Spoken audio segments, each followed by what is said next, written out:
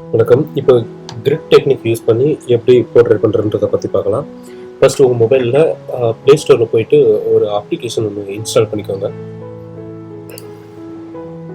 இதில் பார்த்தீங்கன்னா நான் ஸ்டெப் பை ஸ்டெப் அது எப்படி பண்ணேன்றதை சொல்லியிருப்பேன். ப்ளே ஸ்டோரில் போயிட்டு கிரிட் மேக்கர் அப்படின்னு சொல்லி டைப் பண்ணிக்கோங்க. இந்த கிரிட் மேக்கர் டைப் பண்ண உடனே நிறைய ஆப்ஷன்ஸ் வரும். இதில் பெஸ்ட்டு பார்த்தீங்கன்னா கிரிட் ஃபார் டிராயிங்னு இருக்குல்ல, வெறும் 1.7 MB தான் இருக்கும். ரொம்ப கம்மியாக இருக்குன்றதுனால அந்த சாஃப்ட்வேர் நான் எடுத்தேன். போதுமான ஃபீச்சர் அதுக்குள்ளே இருக்குது. ஸோ இதை டவுன்லோட் பண்ணிக்கோங்க. இது ஈஸியாக டவுன்லோட் ஆகிரும். டவுன்லோட் ஆகி முடிச்சதுக்கப்புறம் ஓப்பன் கொடுத்துக்கோங்க. டைரெக்டாக நீங்கள் ஓப்பன் பண்ணதுக்கப்புறம் நெக்ஸ்ட் அது ஃபோட்டோஸ் செலக்ட் பண்ண சொன்னோம். இப்போ இங்கே ஒரு ப்ளஸ் சிம்பிள் இருக்குல்ல, இதை வச்சும் நம்ம ஃபோட்டோஸ் ஆட் பண்ணலாம். இல்லை இங்கே ஓப்பன் ஒரு சிம்பிள் இருக்குது, அதையும் கிளிக் பண்ணலாம். கிளிக் பண்ணி உங்களோட ஆல்பம் ஃபோட்டோஸ் எங்கே இருக்கோ அந்த ஃபைல் லொக்கேஷனை கரெக்டாக சர்ச் பண்ணி ஓப்பன் பண்ணிக்கோங்க. நெக்ஸ்ட் ஃபோட்டோ செலக்ட் பண்ணி ஓகே ஆனதுக்கப்புறம் கீழே பார்த்தீங்கன்னா கிரிட்னு ஒரு ஆப்ஷன் இருக்குங்க, இதை கிளிக் பண்ணிக்கோங்க. இந்த கிரிட்டை கிளிக் பண்ண உடனே இப்போது பார்த்தீங்கன்னா கிரே கலர் ப்ளூ கலரில் மாறி இருக்கு. நெக்ஸ்ட்டு இங்கே வந்துட்டு இந்த கிரிட் நம்பர்ஸை வந்துட்டு 15 வச்சுக்கோங்க. ஏன்னா நம்ம A4 சைஸில் தான் பண்ண போகிறோம். அதனால 15 வச்சுட்டு இங்கே 15 நீங்கள் வச்ச உடனே ஆட்டோமேட்டிக்காக இங்கே பார்த்தீங்கன்னா 11 எடுத்துக்கிறோம்.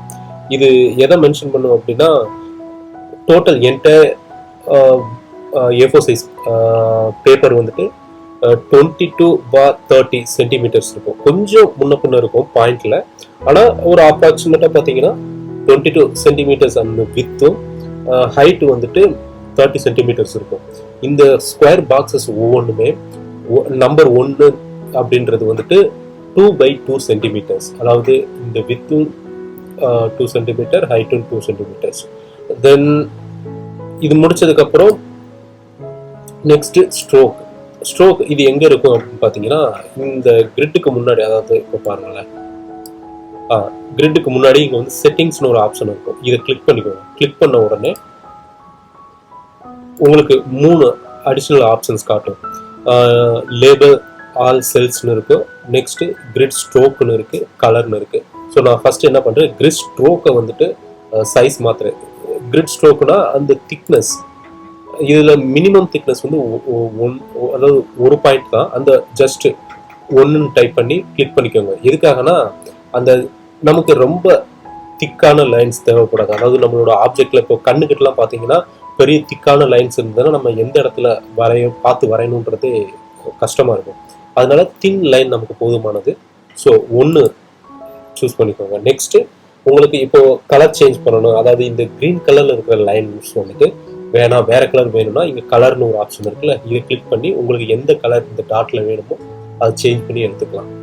நான் பார்த்ததுல கிரீன் கலர் எனக்கு ஓகேவா தான் இருந்தது. ஸோ நான் பழைய மாதிரி கிரீன் கலரே வச்சுக்கிறேன். நெக்ஸ்ட் லேபிள், இங்கே பார்த்துக்கிட்டிங்கன்னா தெரியும் லேபிள்னு ஒரு ஆப்ஷன் இருக்குல்ல, அது எதுக்காக நம்ம லேபிள் பண்ணுறோம் அப்படின்னா ஒவ்வொரு பாட்டுக்கும் எந்த இடத்துல, இப்போ ஃபார் எக்ஸாம்பிள் இப்போ நீங்கள் வந்துட்டு ஹேர் பார்ட்லேருந்து ஸ்டார்ட் பண்ணியிருக்கீங்க, அப்படியே பாதி தூரம் வந்துட்டு இந்த இடத்துல ஸ்டாப் பண்ணியிருக்கீங்கன்னு வச்சுக்கோங்களேன். ஏதோ ஒரு ஃபோன் கால் வந்துருச்சு, ஏதோ பேசிட்டு திரும்பி வந்தீங்கன்னா இந்த நம்பர்ஸ் எதுவுமே இல்லாமல் பார்த்தீங்கன்னா, அதாவது ஜஸ்ட் வெறுமனை இப்படி பாக்ஸாக இருந்ததுன்னா எந்த பாக்ஸில் இருந்து திரும்பி கண்டினியூ பண்ணி எங்கே போகிறதுன்றது ரொம்ப கன்ஃபியூஸாக இருக்கும். ஸோ அந்த மாதிரி டயத்தில் நமக்கு லேபிள் இருந்ததுன்னா அப்போ இப்போ இங்கே பார்த்தீங்கன்னா தெரியும் H2 3 4 5 6ன்னு இருக்கு.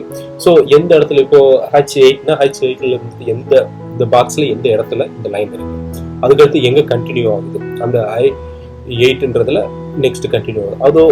அதை பார்த்து பண்ணுறதுக்கு ரொம்ப ஈஸியாக இருக்கும். ஸோ நெக்ஸ்ட்டு இப்போ நமக்கு பார்த்து வரைஞ்சாச்சு. இந்த கிரிட் நமக்கு தேவையே கிடையாது. இல்லை அடிஷ்னல் இன்னொரு ஆப்ஷன் ஸ்லாண்டிங் லைன்ஸ், இது எங்கே தேவைப்படும் அப்படின்னு பார்த்தீங்கன்னா இப்போ கண்ணு வரைஞ்சிட்டு இருக்கோம், பிளேஸ்மெண்ட் வந்துட்டு, அதாவது இப்போ கண்ணோட டைரக்ஷன்லாம் பாருங்களேன், மேலே கீழே இருக்கு.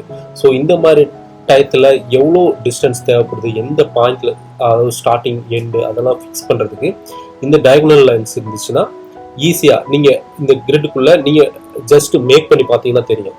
ஒரு கிராஸ் லைன் போட்டிங்கன்னா எந்த இடத்துல கண்ணு ஸ்டார்ட் ஆகுது, எந்த இடத்துல முடியுது, கரெக்டாக எக்ஸாக்டாக நம்மளால் பண்ண முடியுது. ரொம்ப சின்ன சின்ன விஷயத்தை கூட நோட் பண்ணிக்கலாம். இல்லை நமக்கு இந்த டயகனல் லைன்ஸ் வேணாம் அப்படின்னா திரும்பி இங்கே ஸ்கொயர்னு இருக்கு பார்த்தீங்களா, இதை கிளிக் பண்ணிங்கன்னா திரும்பி டயகனல் வந்துடும். இந்த இடத்துல அந்த டயகனல் லைன்ஸ்லாம் போயிடும். நெக்ஸ்ட் இப்போ நம்ம வரைஞ்சிட்டோம். வரைஞ்சி முடிச்சதுக்கப்புறம் லைட் அண்ட் ஷேடை பண்ண போறீங்க அப்படின்னா இந்த கிரிட் உங்களுக்கு தேவையில்லை அப்படின்ற பட்சத்தில் நெக்ஸ்ட் இப்போ பாருங்க, அந்த கிரிட் மேலே கிளிக் பண்ணீங்கன்னா என்டையர் கிரிட்டும் போயிடும். நெக்ஸ்ட் சேவ், இதை வந்துட்டு இந்த இமேஜா நீங்க சேவ் பண்ணி வச்சுக்கிறனால வச்சுக்கலாம் ஃபியூச்சர் பர்பஸுக்கு. இல்லை சேவ் ப்ராஜெக்ட்னா இப்போ நீங்க எடிட் பண்ண எல்லா விஷயமும் அப்படியே இருக்கும். ஸோ சேவ் ப்ராஜெக்ட்டும் கொடுத்து வச்சுக்கலாம். ஸோ இந்த இடத்துல பார்த்தீங்கன்னா தெரியும், இப்போ நான் கிரிட் ஆஃப் பண்ணியிருக்கேன். ஸோ பிக்சர் வந்துட்டு எந்த ஒரு கிரிட் இல்லாமல் பிளைனாக இருக்கு. இது நம்ம லைட் அண்ட் ஷேடோ பண்ணுறதுக்கு ஹெல்ப்ஃபுல்லாக இருக்கும். நெக்ஸ்ட் நம்ம ஒரு A4 சைஸ் பேப்பரில் 2x2 சென்டிமீட்டருக்கு ஒரு சைடு, அதாவது டோட்டல் ஹைட் வந்துட்டு 15 பாக்ஸஸும் வித்து வந்துட்டு 11 பாக்ஸஸும் ரெடி பண்ணி வைக்கணுங்க. இங்கே நீங்கள் பார்த்தீங்கன்னா தெரியும், நான் ஒரு LED லைட் பேட் வாங்கியிருக்கேன். அந்த பேரில் வந்துட்டு USB கனெக்டர்லாம் இருக்குது. USBயில் கனெக்ட் பண்ணிட்டா இதில் லைட் எரியும். அடுத்து இதில் ஆல்ரெடி நான் கிரிட் மேக் பண்ணிட்டேன் 2x2 சென்டிமீட்டர்ஸில் வித் லேபிளோட. லேபிள்னா அந்த 1 2 3 A1 A2 B1 B2 அது எல்லாமே நான் ப்ராப்பராக மென்ஷன் பண்ணி வச்சுருக்கேன். இது என்ன பர்பஸுக்கு அப்படின்னா, இப்போ நீங்கள் டைரெக்டாக பேப்பரில் ட்ரா பண்ணீங்கன்னா பேப்பர்லேயே நீங்கள் லைன் பண்ணி ட்ரா பண்ணிக்கலாம். அப்படி இல்லை அப்படின்னா இது இந்த மாதிரி ஒரு பேட் வாங்கி இதில் பண்ணிக்கிட்டிங்கன்னா இது பர்மனெண்ட்டாக இருக்கும். நீங்கள் எப்பப்பெல்லாம் அந்த பிக்சர் மட்டும் சேஞ்ச் பண்ணி ஈஸியாக வச்சுக்கலாம். அதாவது ஒரு பெனிஃபிட் என்னன்னா, எரேசர் யூஸ் பண்ண தேவைங்க. டைரெக்டாக நம்ம ட்ரா பண்ணுறதுனால பிக்சரை பார்த்துட்டு இது மேலே ஒரு பேப்பரை மட்டும் வச்சா போதும், அந்த பேப்பர் மூவ் ஆகாமல் இருக்கணும்.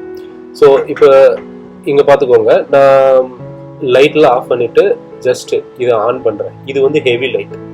இப்போ இதுக்கடுத்து இதோட லைட் இவ்வளோ பிரைட்னஸ் தேவையில்ல, கம்மியாக இருந்தால் போதுன்னா 2 அடிஷ்னல் ஆப்ஷன் இருக்குது. மூணாவது 2 வாட்டி கிளிக் பண்ணி மூணாவது கிளிக் பண்ணுறப்ப ஆஃப் ஆயிடுது. அகைன் இன்னொரு வாட்டி டச் பண்ணிங்கன்னா ஃபுல் பிரைட் வந்துடும். ஸோ இந்த ஃபுல் பிரைட்டாக வச்சுட்டு இதுக்கு மேலே நம்ம பேப்பர் யூஸ் பண்ணி ரெஃபரன்ஸ் பிக்சர் பார்த்து ஸ்ட்ரெயிட்டாக ட்ரா பண்ண ஆரம்பிச்சிடணும். இப்போ நான் இந்த பேப்பர் பின்னாடி வைக்கிறேன், எந்த அளவுக்கு விசிபிளாக இருக்குன்றதை பாருங்கள்.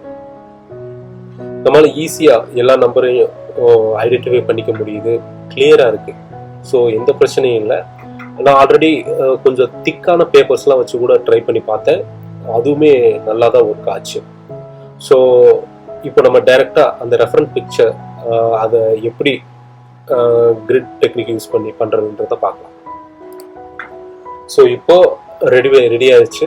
நான் இதில் ஒரு முக்கியமான விஷயம் என்னன்னா, பேப்பர் மூவ் ஆகிடக்கூடாதுங்க. அதனால பெஸ்ட் நீங்கள் கார்னர்லாம் டேப் வச்சு பேஸ்ட் பண்ணிக்கிறது கூட பெட்டர். நல்லா பேஸ்ட் பண்ணதுக்கப்புறம் அந்த ரெஃபரன்ஸ் பிக்சரில் எப்படி இருக்கோ அதை பார்த்து ட்ரேஸ் பண்ண ஆரம்பிச்சிருங்க. இப்போ டிராயிங் ரெடி ஆயிடுச்சு. Next light and shadow start பண்ணிடலாம்.